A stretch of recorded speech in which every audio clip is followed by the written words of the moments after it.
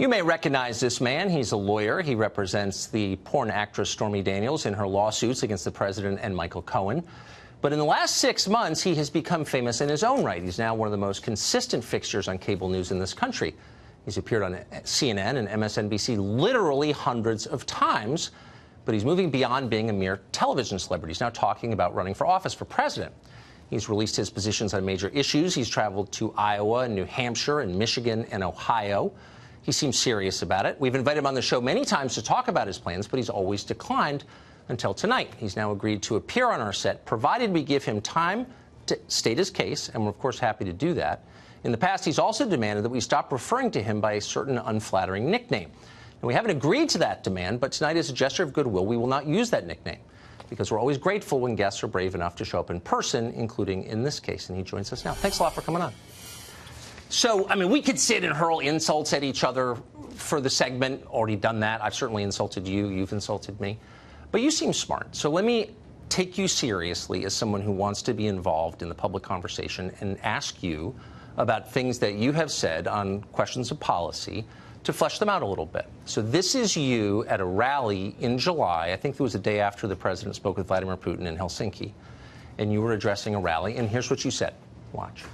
What Vladimir Putin and Russia did to this country in connection with the 2016 election is no different than if they had placed 100,000 troops on our border.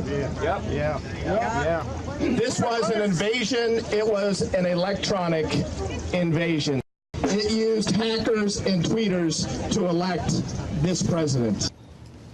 So if Russia had 100,000 troops on our border, I mean, that would be an act of war, a profound provocation. What would be the rational response to that if you really felt the threat was that profound? If you were president, how would you respond to that? Well, Tucker, I understood that I was coming on your show tonight to talk about the case involving my client. Well, I didn't tell you that, and I'm happy to talk about the case. But I just played you a clip. Tucker, you got to stop. Tucker, you got to stop interrupting me, okay? Because one of the conditions of me coming on tonight was that you were not going to do what you do routinely to guests, which is talk over them and interrupt them. So just let me finish with my answer, okay? Let me finish with my answer. I said I'd give you a fair interview. I actually don't have an interest in squabbling with you at all or name calling. I've done a lot of that to you, and you've done it to me. No, but not to my face. I could, but what's the point? I want to take you seriously. I'm serious. Okay. So I just played a clip of what you said at a rally. You're traveling to states because you want to influence policy direction. Correct. I don't think it's unfair to ask you about something that you said. What's the question? And the question, let me restate it, is you said that Russia has done something that is equivalent to putting 100,000 troops on our border. That's an act of war. Correct. And I wonder two things. One, what you would do as president if that happened under your watch. And two, what do you think Russia thinks watching public figures like you say that we're at war with Russia? What effect do you think that has? Well, first of all, there's no question that Russia interfered with the 2016 election in a very serious way. The only question is, what was the involvement in Donald Trump or by Donald Trump and his cronies in the process? Okay. And that's what Bob Mueller's in the process of getting to the bottom of. But how should we as a country respond? There you go, interrupting me again. Okay. So how should we respond? Yes, I asked you 3 times. We should respond with the absolute force of the law. We should be doing everything in our power to bring those individuals to justice, those individuals that are also in Russia. And let me tell you what we should not be doing. We should not be standing shoulder to shoulder with Vladimir Putin and choosing Russia over the hardworking men and women of the intelligence community that risk their lives for this country. So the president has sold out the United States for the benefit of Putin. So the administration announced today a new round of even tougher sanctions against Russia. Do you support that?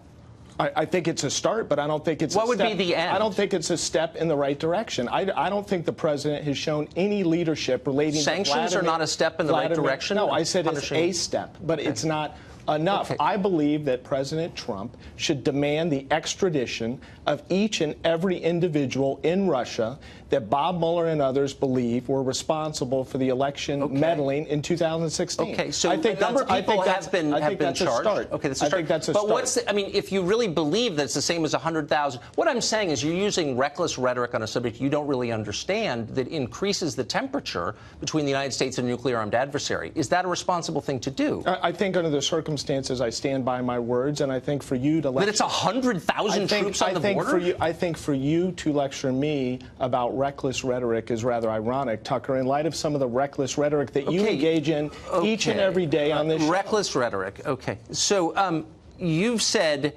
that you are a civil libertarian, in effect. You're a libertarian on sex questions. And that's fine with me. Does it bother you that the Obama administration authorized spying on American citizens connected to a rival presidential campaign? Well, first of all, I don't think it's been established that that occurred, number one. That Carter Page was spied on? I don't believe that that's been established, number one, that, in fact, President Obama authorized his administration authorized. Are you going to interrupt me for the entire segment? I'm or just clarifying because I don't think you understand the question. No, I do. The Obama administration authorized spying on an American citizen connected to the Trump campaign. Does that bother you at all? First of all, I don't think that's been established. If it was established, of course it would bother me. Are we going to get to the facts of my client's case? Yeah, let me just ask you one last real adult question first, because you're traveling around the country as a commentator on politics, and I'm interested to know what you think. I don't think that's illegitimate.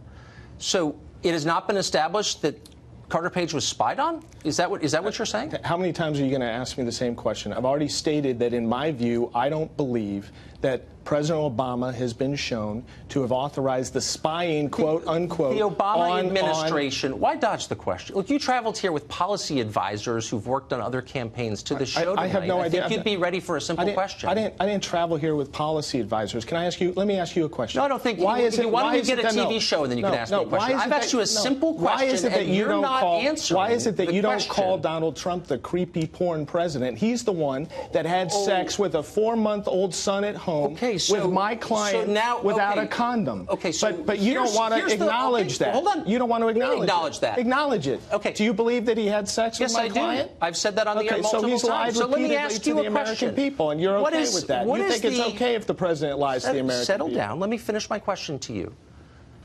What is the crime, the harm, the injury to your client by Donald Trump? As far as I understand, this was a consensual sexual relationship, and yes, I believe it occurred. I don't know that, but it seems like it did. I'm willing to believe that it did. But it seemed consensual, and then she was paid at the end of it. And yet you...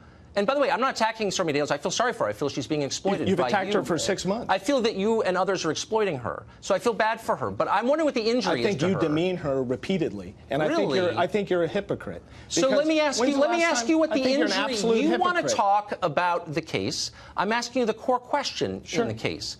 What is the injury to Stormy Daniels? The injury is that the agreement that was entered into was not adhered to by Michael Cohen and Donald Trump. They did not fulfill their end of the bargain.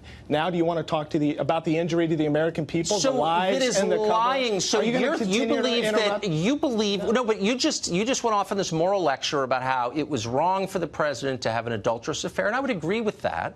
But you're very outraged. So yes, you said it's an injury against the American people that he had sex with someone, not his wife, when his wife was pregnant. You didn't let me finish. The injury is that he and Michael Cohen and others lied to the American people and covered up the $130,000 payment and violated campaign finance law. That's why Michael Cohen, I'm not done. That's why Michael Cohen just pled guilty. Let me ask you a question. That's why Michael Cohen just pled guilty. I understand them. I've been following the news as well. Okay. Did Donald Trump have a moral obligation to tell the American people that he had a sexual relationship with Stormy Daniels? I don't care whether he had a moral obligation or not. What he had an obligation to do was not cover it up and lie about it and commit campaign finance violations as his right hand. Michael Cohen just pled guilty to the felony. Tucker, what are you talking about? To campaign finance violations? Yes, associated with Miss McDougal. And I thought you were following the news. So let me ask you. Let me ask you. I'm a little confused. So you're the protector of Stormy Daniels.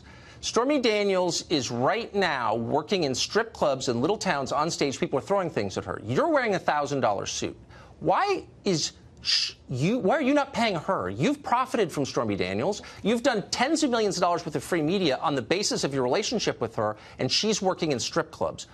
You're exploiting her, and you know that. Why aren't you paying her some of what you're making? Sir, this is absurd. It's not absurd. Those are the facts. No, you don't know the facts, as evidenced by the fact that Is she working in strip clubs? Are you going to continue to interrupt me, or are you going to let me finish? I do know the facts, actually. No, you don't, because you just demonstrated your ignorance, because you didn't even know Michael Cohen pled to 2 felonies associated with the campaign finance violations. I don't believe that what Cohen did, and I'm not defending Cohen, I never have, was a campaign finance violation. I think it's absurd. I think it's absurd. He pled guilty to 2 felonies. Okay, so everyone who pleads, look, this is a he's innocent? we have an honest disagreement. I don't think it was a campaign finance violation. Stormy Daniels was to perform in Richmond in a depressing strip club. This hero that you say you're protecting, you're her protector. Why is she working in seedy strip clubs while you're on television wearing expensive suits? Why are you not exploiting her? Why is she doing that? Because she wants to, Tucker. And she wants to have This people is throw America. things at her. This is America. And guess what? If a woman wants to perform in a strip club, she does so. But you're getting rich, and even though she's people, not. I'm not getting rich. Even though people like you,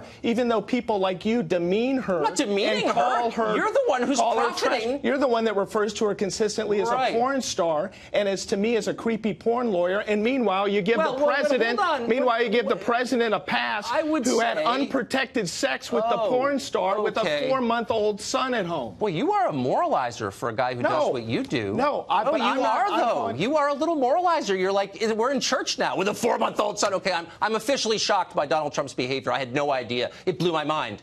But answer my question. Why are you rich and your client is working in seedy strip clubs? Sir, do you have any idea how much money I've earned from You're on every cable show. You're running for president now. You have no idea. Well, I know that you haven't paid your taxes because you've got over $1 million worth of... ridiculous. You don't even know your facts. It's not true that you don't even know over $1 million in your liens? facts, Tucker. Look, I'm just saying, Tucker, why is she still... How do you have a show and you're this ignorant? How is that Here's possible? what I know for a fact is that your client is not thriving. And for you to look at me in the eye and say she wants to perform in strip clubs with people throwing stuff at her is insulting to her. People don't do that unless they have no choice, or she just likes it. Is that what you're saying? Tucker, now you're the defender of my client. You don't know anything about pathetic. You're exploiting her. You don't know anything about my client. Explain my client. I know that she's working in a strip club in Richmond. You gotta let me finish. Can I finish? Please do. All right.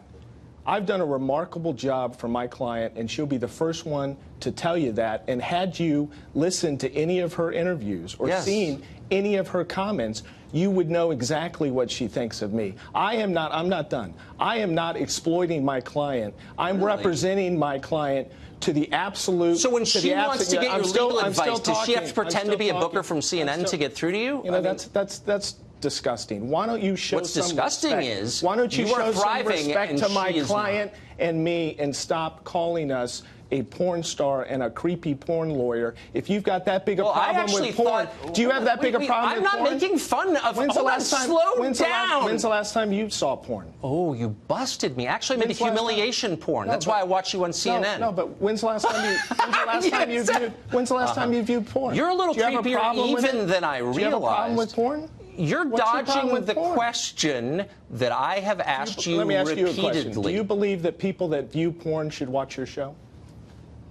I'm not even sure what that question means, but I will say this, sincerely, that I have never attacked Stormy Daniels. Yes, you have, repeatedly. I think you are exploiting her, as I've said 5 times, and you haven't answered the question, which is, why is it that her life has stalled, and your life has, you're planning a new career as a politician, and like so many lawyers, you were taking advantage of her. And you pose as a feminist hero because you are shameless, and the other channels let you get away with it. But you're an exploiter of a woman, and you should be ashamed of it. And you're that is my. That is. No, are you gonna let me finish? Let me respond? We're out of time, and I gave you more time. Hypocrite. More time than I promised you. You don't know what you're talking about. But it is nice to see you. Yet again.